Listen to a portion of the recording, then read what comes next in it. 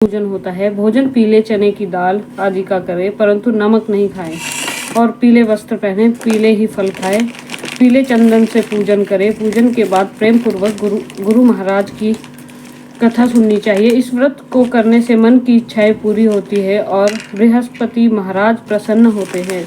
धन, पुत्र, विद्या तथा मनवांछित फलों की प्राप्ति होती है। परिवार में सुख शांति रहती है। इसलिए यह व्रत सर्वत्र श्रेष्ठ और अति फलदायक सब स्त्री व पुरुष के लिए है। इस व्रत में केले का पूजन करना चाहिए। कथा और पूजन के समय मन, कर्म, वचन से शुद्ध होकर जो इच्छा बृहस्पति देव से प्रार्थना करनी चाहिए, उनकी इच्छाओं को बृहस्पति देव अवश्य पूर्ण करते हैं। ऐसा मन में दृढ़ विश्वास रखना चाहिए। तो हम कथा को प्रारंभ करते हैं यहीं से। एक समय की बात है कि भारतवर्ष में एक राजा राज्य करता था। वह बड़ा ही प्रतापी और धनी था।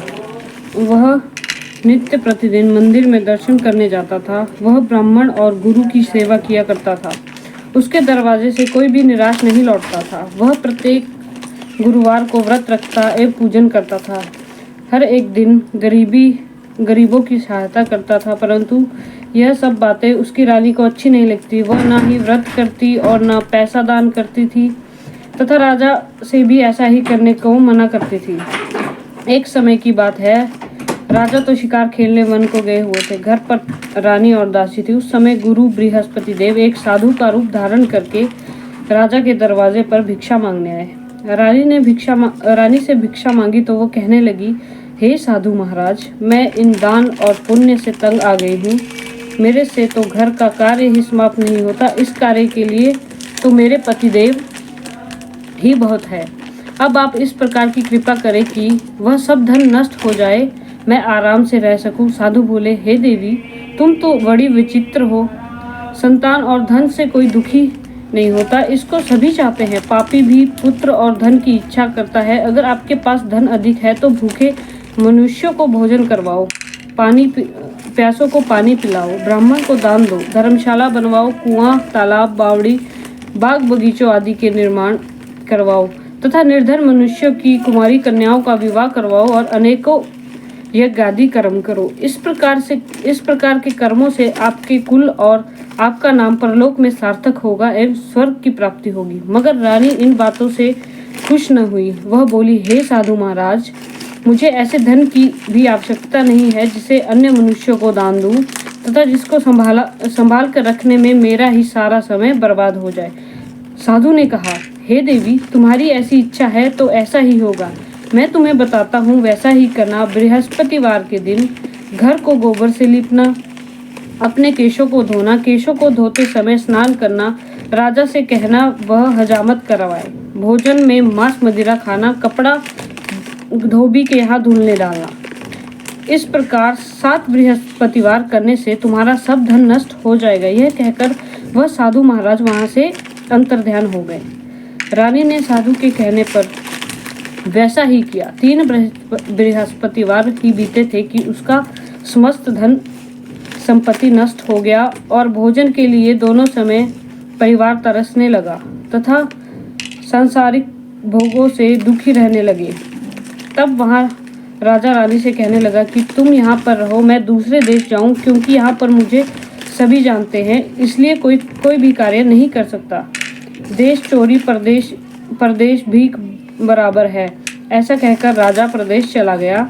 वहाँ जंगल में जाता और लकड़ी काट कर लाता और शहर में बेचता। इस तरह जीवन व्यतीत करने लगा। उधर राजा के घर रानी और दासी रहने लगी। किसी दिन भोजन मिलता और किसी दिन जल पीकर ही रहती। एक समय रानी और दासी को 7 दिन बिना भोजन के व्यतीत करना पड़ा। तो रानी ने अपनी दासी से कहा, हे दासी, यहाँ पास ही के नगर में मेरी बहन रहती है। वह बड़ी धनवान है। तू उसके पास जा और वहाँ से 5 सेर बेजर मांग के ले आ, जिससे कुछ समय के लिए गुजारा हो जाएगा। इस प्रकार रानी की आज्ञा मानकर दासी रानी की बहन के पास गई। तो रानी की बहन उस समय पूजन कर रही थी, क्योंकि उस रोज बृहस्पतिवार का दिन था। जब दासी ने रानी की बहन को देखा, उससे बोली, हे रानी, मुझे तुम्हारी बहन ने भेजा है, मेरे लिए 5 सेर बेजर दे दो। इस प्रकार दासी ने अनेक बार कहा, परंतु रानी ने कुछ उत्तर नहीं दिया, क्योंकि वह उस समय बृहस्पतिवार की कथा सुन रही थी। इस प्रकार जब दासी को किसी प्रकार का उत्तर नहीं मिला तो वह दुखी हो गई और क्रोध भी आया और लौटकर अपने गांव रानी के पास आकर बोली, हे रानी, आपकी बहन बहुत ही घमंडी है, वह छोटे लोगों से बात भी नहीं करती। जब मैंने उससे तुम्हारा संदेश कहा तो उसने उत्तर नहीं दिया, मैं वापस चली गई। रानी बोली, हे दासी, इसमें उसका कोई दोष नहीं। जब बुरे दिन आते हैं तब कोई सहारा नहीं देता। अच्छे बुरे का पता विपत्ति में ही लगता है। जो ईश्वर की इच्छा होगी वह सब हमारे भाग्य का दोष है। उधर उस रानी ने देखा कि मेरी बहन की दासी आई थी, परंतु मैं उससे बोली नहीं, इससे वह दुखी हुई होगी। यह सोच कथा को सुन और विष्णु भगवान का पूजन समाप्त कर वह रानी अपनी बहन के घर चल दी और जाकर अपनी बहन से कहने लगी, हे बहन, जिस समय तुम्हारी दासी मेरे पास आ गई थी, मैं तब बृहस्पतिवार का व्रत कर रही थी, परंतु जब तक कथा होती है तब तक न उठते हैं और न बोलते हैं, इसलिए मैं न बोली। कहो दासी क्यों गई थी? रानी बोली, बहन, हमारे घर में अनाज नहीं है। वैसे तुमसे कोई बात छुपी नहीं है, इस कारण मैंने दासी को तुम्हारे पास 5 सेर बेझर लेने के लिए भेजा था। रानी बोली, बहन, बृहस्पति भगवान सबकी मनोकामना पूर्ण करते हैं। देखो, शायद तुम्हारे घर में अनाज रखा हो। इस प्रकार का वचन जब रानी ने सुना तो वो घर के अंदर गई। उसे एक घड़ा बेझर का भरा मिला। तब वह रानी और बादी बहुत खुश हुए और दासी कहने लगी, हे रानी, देखो, वैसे हमको जब नहीं मिलता तो हम रोज ही व्रत करते हैं, और अगर इस व्रत की विधि और कथा इससे व्रत की विधि और कथा पूछ ली जाए तो हम भी यही व्रत किया करेंगे। तब उस रानी ने अपनी बहन से पूछा कि हे बहन, बृहस्पतिवार के व्रत की कथा कैसे है तथा व्रत कैसे करना चाहिए? रानी की बहन ने कहा, इस व्रत में चने की दाल मुनक्का से विष्णु भगवान का केले की जड़ में पूजन करे तथा दीपक जलाए, पीला भोजन करे तथा कहानी सुने। इस प्रकार करने से गुरु भगवान प्रसन्न होते हैं, अन्नपूर्ण एवं धन देते हैं, मनोकामना पूर्ण करते हैं। इस प्रकार रानी और दासी दोनों निश्चय किया कि बृहस्पति भगवान का पूजन करेंगे। 7 दिन बाद जब बृहस्पतिवार आया तो उन्होंने व्रत रखा। घुड़साल में जाकर चना गुड़ बीन लाई तथा उसकी दाल से केले की जड़ तथा विष्णु भगवान का पूजन किया। अब भोजन पीला कहाँ से आए? बेचारी बहुत दुखी हुई, परंतु उन्होंने व्रत किया, इस कारण गुरु भगवान प्रसन्न थे। वह महात्मा के रूप में 2 थालों में सुंदर पीला भोजन लेकर आए और दासी को देकर बोले, हे दासी, यह तुम्हारे और रानी के लिए भोजन है, तुम दोनों करना। दासी भोजन पाकर बहुत प्रसन्न हुई और रानी से बोली, चलो रानी जी, भोजन कर लेते हैं। रानी को इस विषय में कुछ पता नहीं था, इसलिए वह दासी से बोली, तू ही भोजन कर, क्योंकि हमारी व्यर्थ में हंसी उड़ाती है। दासी बोली, एक महात्मा भोजन दे गए हैं। रानी कहने लगी, वह भोजन तेरे ही लिए दे गए हैं, तू भोजन कर। दासी ने कहा, वह महात्मा हम दोनों को थाल में भोजन दे गए हैं, इसलिए हम और तुम दोनों साथ भोजन करेंगे। इस प्रकार रानी और बादी दोनों ने गुरु भगवान को नमस्कार कर भोजन प्रारंभ किया तथा वह प्रत्येक बृहस्पतिवार को गुरु भगवान का व्रत और विष्णु भगवान का पूजन करने लगी। बृहस्पति भगवान की कृपा से फिर रानी और दासी के पास धन हो गया। रानी फिर उसी प्रकार से आलस्य करने लगी। तब दासी बोली, देखो रानी, तुम पहले भी इसी प्रकार आलस्य करती थी, तुम्हें धन रखने में कष्ट होता था, इस कारण सभी धन नष्ट हो गया। अब गुरु भगवान की कृपा से धन मिला है तो फिर तुम्हें आलस्य होता है। बहुत मुसीबतों के बाद हमें यह धन पाया है, इसलिए हमें दान पुण्य करना चाहिए। तुम भूखे मनुष्यों को भोजन कराओ, प्याऊ लगवाओ, ब्राह्मणों को दान दो, कुआं, तालाब, बावड़ी आदि का निर्माण करवाओ, मंदिर पाठशाला बनवाकर दान दो, कुंवारी कन्याओं का विवाह करवाओ, धन को शुभ कार्यों में खर्च करो, जिससे तुम्हारे कुल का यश बढ़े तथा स्वर्ग प्राप्त हो और पितृ प्रसन्न होए। प्राचीन काल में एक ब्राह्मण था। वो बहुत ही निर्धन था, उसके कोई भी संतान नहीं थी। उसकी स्त्री बहुत मलिनता से रहती थी। वह न स्नान करती थी, न किसी देवी देवता का पूजन करती थी। प्रातःकाल उठते ही सर्वप्रथम भोजन करती थी, बाद में कोई अन्य कार्य करती थी। इससे ब्राह्मण देवता बहुत दुखी थे। बेचारे बहुत कुछ कहते थे, किंतु उसका कोई परिणाम न निकला। भगवान की कृपा से ब्राह्मण की स्त्री के रूप में कन्या पैदा हुई और वह कन्या अपने पिता के घर में बड़ी होने लगी। वह बालिका प्रातः स्नान करके विष्णु भगवान का जाप करने लगी, बृहस्पतिवार का व्रत करने लगी, अपने पूजा पाठ को समाप्त करके स्कूल जाती और मुट्ठी में जौ भर के लेकर जाती, पाठशाला जाने के मार्ग में डालती। वही जौ स्वर्ण के हो जाते तो लौटते समय उनको बीनकर घर ले आती थी। एक दिन वह बालिका सूप में उन सोने के जौ को फटकार कर साफ कर रही थी। उसकी माँ ने देख लिया और कहा, बेटी, सोने के जौ फटकारने के लिए सोने का सूप होना चाहिए। दूसरे दिन गुरुवार था। इस कन्या ने व्रत रखा और बृहस्पति देव से प्रार्थना करके कहा, हे प्रभु, मैंने आपकी पूजा सच्चे मन से की है, तो मेरे लिए सोने का सूप दे दो। बृहस्पति देव ने उसकी प्रार्थना स्वीकार कर ली। रोजाना की तरह वह कन्या जौ फैलाती हुई जाने लगी। जब लौटकर जौ बीन रही थी तो बृहस्पति देव की कृपा से सोने का सूप मिला।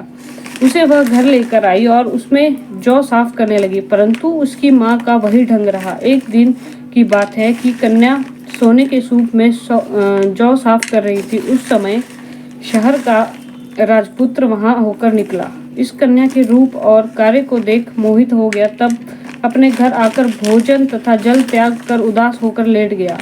राजा को जब इस बात का पता चला, अपने प्रधानमंत्रियों के साथ अपने पुत्र के पास गए और बोले, हे बेटा, तुम्हें किस बात का कष्ट है? किसी ने अपमान किया है अथवा कोई कारण है? सो कहो, मैं वही करूँगा जिससे तुम्हें प्रसन्नता हो।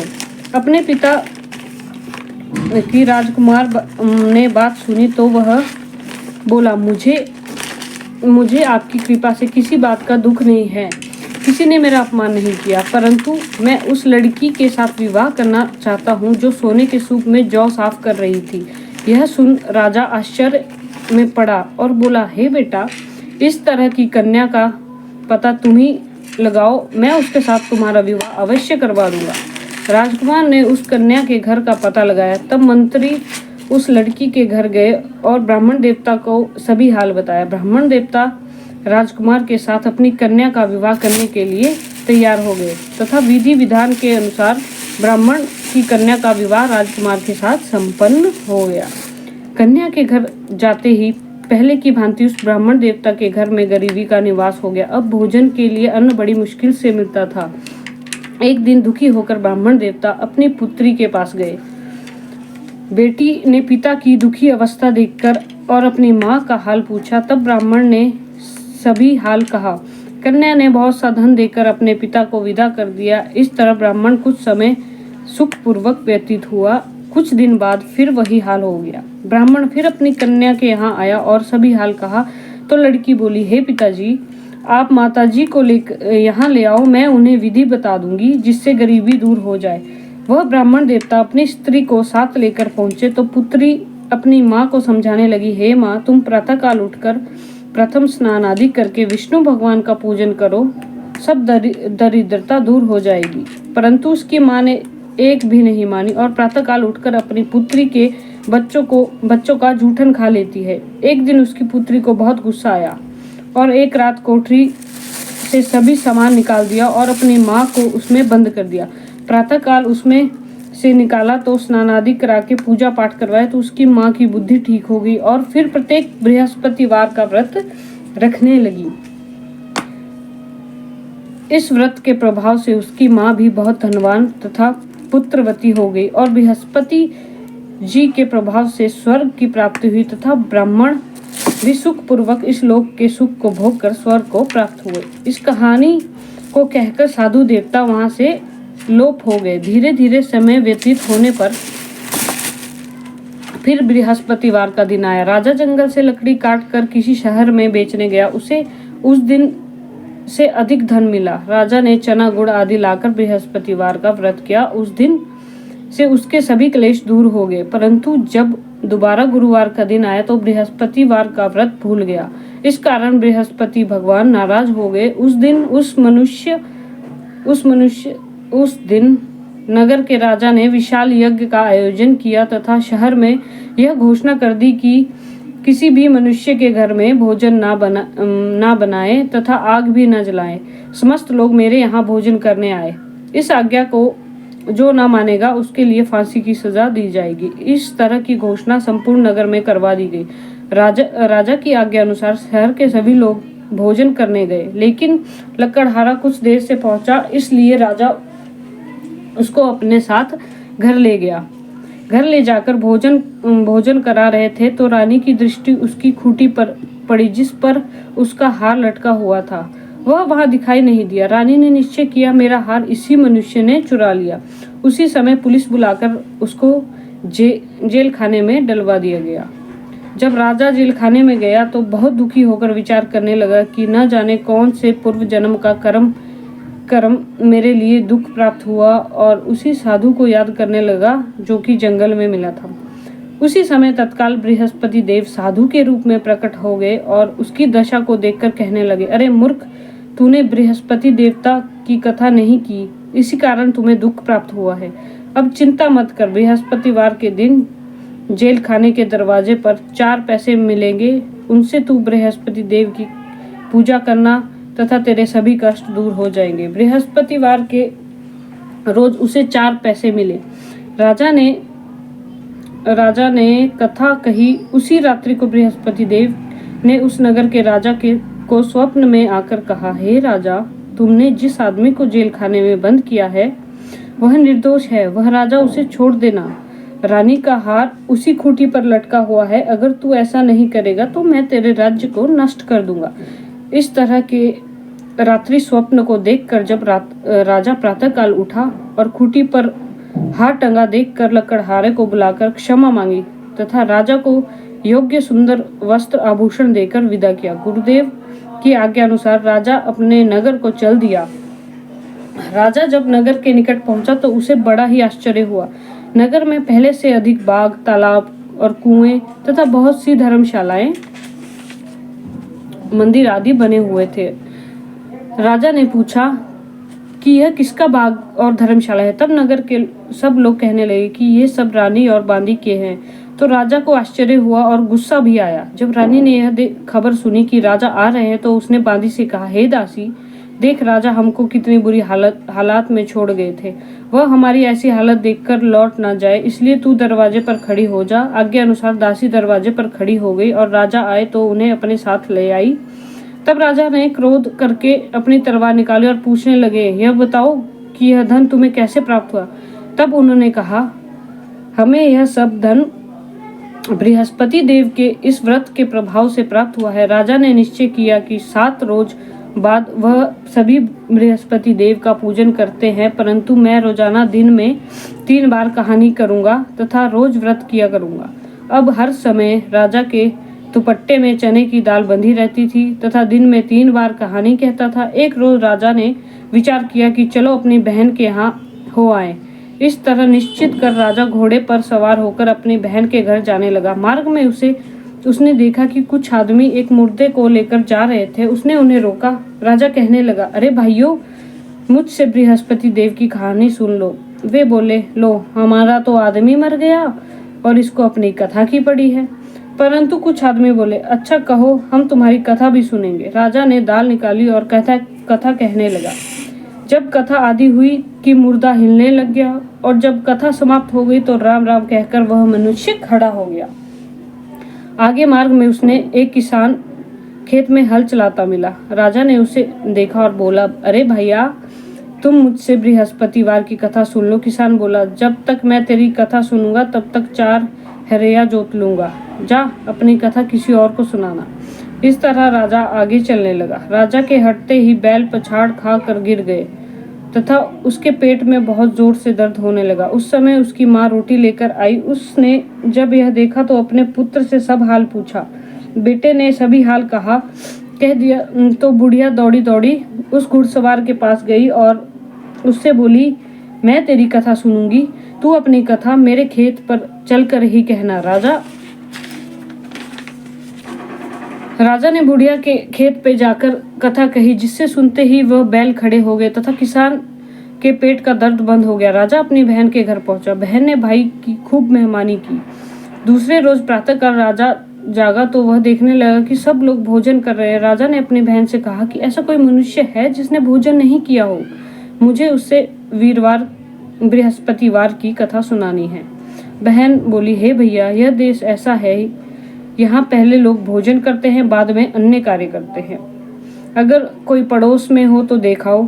वह ऐसा कहकर देखने चली गई, परंतु उसे कोई ऐसा व्यक्ति नहीं मिला जिससे भोजन न किया हो। अतः वह एक कुम्हार के घर गई जिसका लड़का बीमार था। उसे मालूम हुआ कि उनके यहाँ 3 रोज से किसी ने भोजन नहीं किया है। रानी ने अपने भाई की कथा सुनने के लिए कुम्हार से कहा। वह तैयार हो गया। राजा ने जाकर बृहस्पतिवार की कथा कही, जिसको सुनकर उसका लड़का ठीक हो गया। अब तो राजा की प्रशंसा होने लगी। एक दिन राजा ने अपनी बहन से कहा कि हे बहन, हम अपने घर को जाएंगे, तुम भी तैयार हो जाओ। राजा की बहन ने अपनी सास से पूछा तो सास बोली, हाँ चली जा, परंतु अपने लड़कों को मत ले जाना, क्योंकि तेरे भाई के कोई संतान नहीं है। बहन ने अपने भैया से कहा, हे भैया, मैं तो चलूंगी, कोई बालक नहीं जाएगा। राजा बोला, जब कोई बालक नहीं चलेगा तब तुम क्या करोगी? बहुत दुखी मन से राजा अपने नगर लौट आया। राजा ने अपनी रानी से कहा, हम निर्वंशी राजा है, हमारा मुंह देखने का धर्म नहीं है, कुछ भोजन आदि नहीं किया। रानी बोली, हे राजन, बृहस्पति देव ने हमें सब कुछ दिया है, संतान भी अवश्य देंगे। उसी रात को बृहस्पति देव ने राजा के स्वप्न में आकर कहा, हे राजा, उठ, सभी सोच को त्याग दे, तेरी रानी गर्भ से है। राजा को यह बात सुनकर खुशी हुई। 9वें महीने में उसके गर्भ से एक सुंदर पुत्र पैदा हुआ। राजा बोला, हे रानी, स्त्री बिना भोजन के रह सकती है, बिना कहे नहीं रह सकती। जब मेरी बहन आए तो तुम उससे कुछ न कहना। रानी ने सुनकर हाँ कर दी। जब राजा की बहन ने यह शुभ समाचार सुना तो वह खुश हुई तथा बधाई लेकर अपने भाई के यहाँ आई। तभी रानी ने कहा, घोड़ा चढ़कर तो आई तो नहीं आई, गधा चढ़कर आई। राजा की बहन बोली, भाभी, मैं इस प्रकार न कहती तो तुम्हें औलाद कैसे मिलती? बृहस्पति देव ऐसे ही है, जैसी जिसके मन की कामना होती है सभी को पूर्ण करते हैं। जो सद्भाव पूर्ण बृहस्पतिवार का व्रत करता है, कथा पढ़ता है अथवा सुनता है और दूसरों को सुनाता है, बृहस्पति देव उसकी सभी मनोकामनाएं पूर्ण करते हैं। भगवान बृहस्पति देव उनकी सदैव रक्षा करते हैं। संसार में सच्ची भावना और श्रद्धा से भगवान की पूजन व्रत करते हैं, उनकी सभी मनोकामनाएं पूर्ण होती है। जैसे सच्ची भावना से रानी और राजा ने उनकी कथा का गुणगान किया तो उनकी सभी इच्छाएं बृहस्पति देव जी ने पूर्ण की थी। इसलिए सभी को कथा सुनने के बाद प्रसाद लेकर जाना चाहिए। हृदय से उनका मनन करते हुए जयकारा बोलना चाहिए। बोलो बृहस्पति देव की जय, विष्णु भगवान की जय। अब हम करेंगे आरती।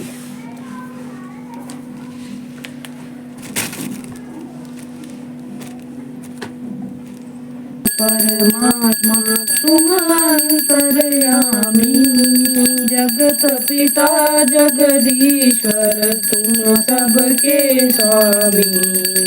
ओम जय बृहस्पति देव, चरणामृत निज निर्मल, सब पातक हरता, सकल मनोरथ दायक, सकल मनोरथ दायक, कृपा करो भरता। ओम जय बृहस्पति देवा, तन मन धन अर्पण कर, जो शरण पड़े प्रभु प्रकट तब होकर, आकर द्वार खड़े। ओम जय बृहस्पति देवा, दीन दयाल दयानिधि, भक्तन हितकारी, पाप दोष सब हरता, भव बंधन हारी। ओम जय बृहस्पति देवा, सकल मनोरथ दायक, सब शयनहारी, विषय विकार मिटाओ, संतन सुखकारी। ओम जय बृहस्पति देवा, जो कोई आरती तेरी प्रेम सहित गावे, ज्येष्ठानंद बंद सो ज्येष्ठानंद बंद सो निश्चय ही पावे। ओम जय बृहस्पति देवा।